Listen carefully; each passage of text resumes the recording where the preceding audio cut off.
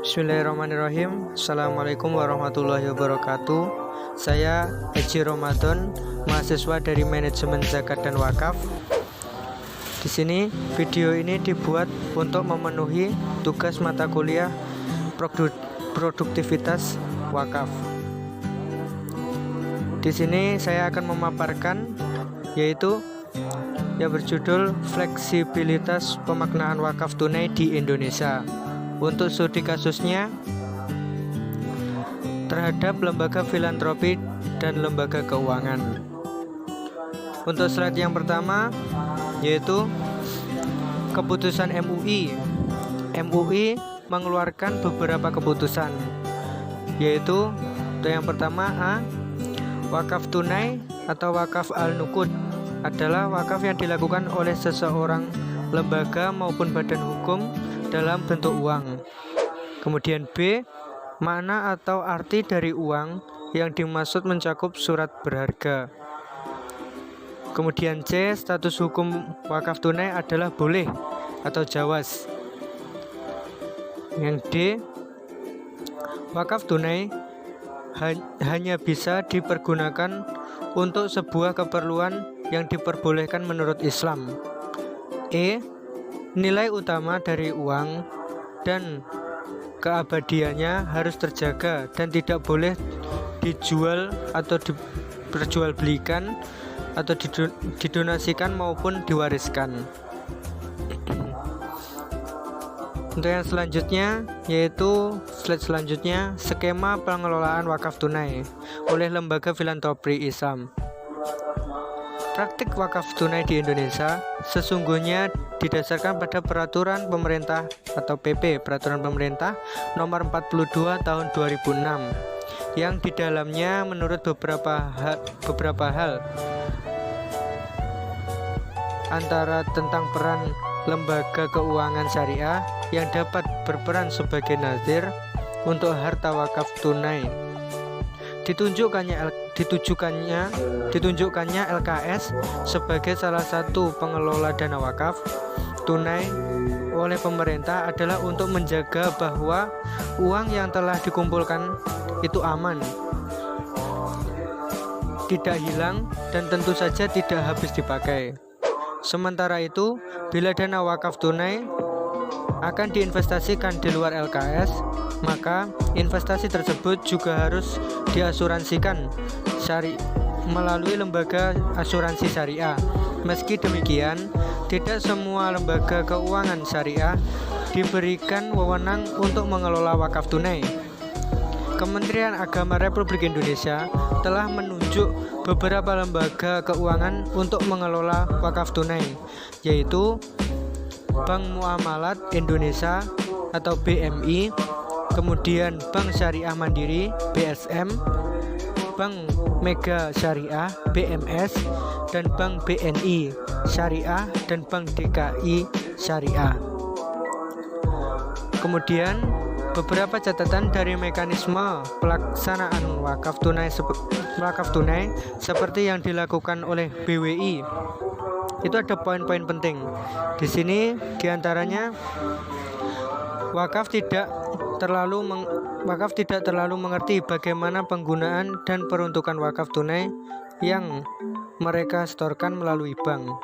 Kemudian wakif juga tidak terlalu mengerti secara spesifik di mana dana yang mereka setorkan itu akan digunakan. Kemudian wakif juga tidak tahu secara persis kapan dana yang dia wakafkan itu akan digunakan. Serta wakif tidak memahami bentuk investasi apa yang akan diperoleh dari dana wakaf tersebut. Kemudian aspek perundang-undangan. Sebagai sebuah konsep yang relatif baru ditemukan dan diadopsi oleh kaum muslim di Indonesia, wakaf tunai juga dipahami dan dilaksanakan secara beraneka ragam dan dalam konteks tertentu, diperdebatkan oleh berbagai kalangan. Hal ini bisa dipahami karena wakaf lebih identik dengan barang atau lahan dari perundangan. Sedangkan dari MUI, sendiri baru mengeluarkan fatwa tentang wakaf tunai pada tahun 2002. Dan hal ini kemudian diikuti oleh lahirnya Undang-Undang Wakaf pada tahun 2004.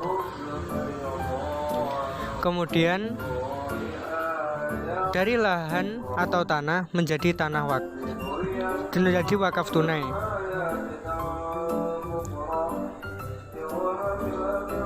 Bahwa tradisi wakaf tunai sebetulnya menerapkan fenomena tradisi muslim perkotaan. Semakin menyempit aset dan proses pemerataan ekonomi yang terus tumbuh menjadi salah satu alasan mengapa praktik wakaf mengalami pergeseran. Di pedesaan hampir sulit untuk ditemukan praktik wakaf tunai. Pasalnya, praktik wakaf tanah atau bangunan masih sangat mungkin dilakukan. Biasanya, wakaf lahan dilakukan oleh seseorang ketika mengawali pendirian bangunan tempat ibadah, bangunan lembaga pendidikan seperti pesantren atau madrasah dan sebagainya.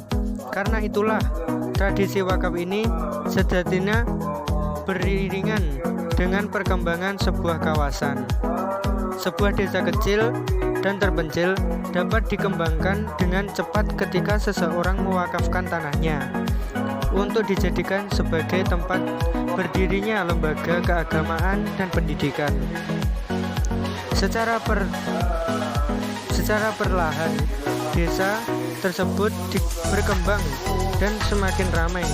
Harga tanah di pedesaan juga jauh lebih murah di pedesaan dibanding dari perkotaan.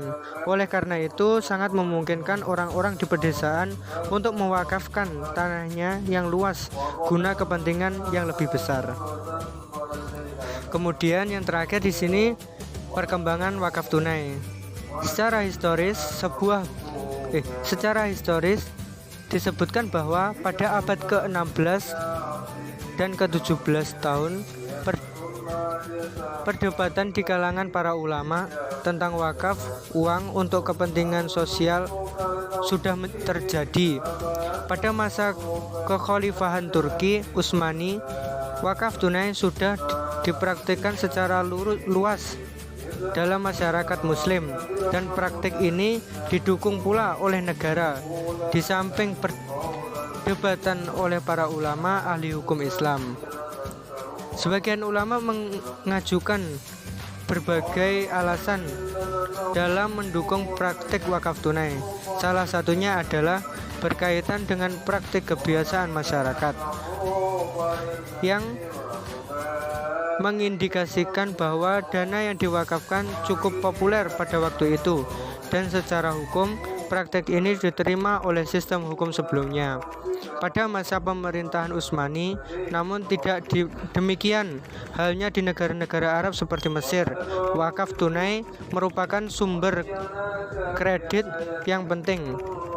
Sementara kalangan ulama yang menolak praktek ini beranggapan bahwa tanah atau lahan berbeda dengan uang, sebab pada nilai tanah dan lahan tidak mengenal inflasi dan deflasi.